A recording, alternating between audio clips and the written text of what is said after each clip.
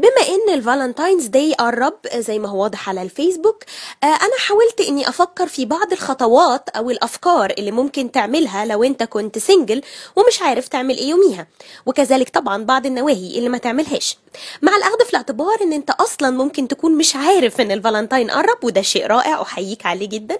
لكن لو كنت فاكر انا بحاول اساعدك.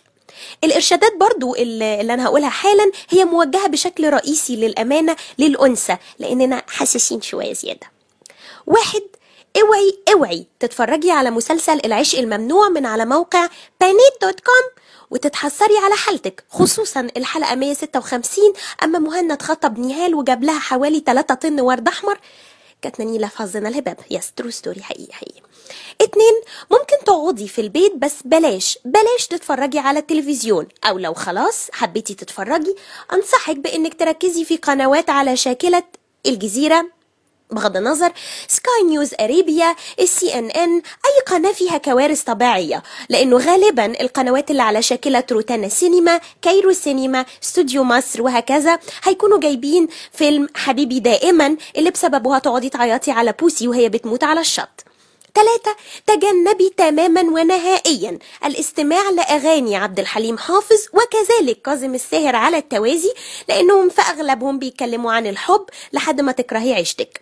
4، حاولي تقللي دخولك من على الفيس، عشان غالبا هتلاقي نيوز فيد مدروس دباديب وجو بحبك يا كريم، بحبك يا منى، انت فين يا صلاح، سافرت وسبتني، هكذا لحد ما تحسي انك عايزه تدشي اللاب، وده طبعا دي فلوس ناس، يعني هي مش سنجله وخراب ديار.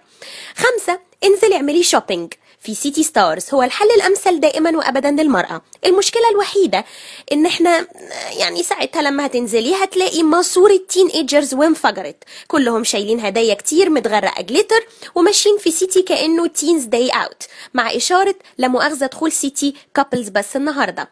6، ممكن جدا تعملي حفله زي بتاعه جيسيكا بيل في فيلم فالنتاينز داي لاصحابك السناجل، واقعدوا سيبوا في الارتباط واللي عايز يرتبط.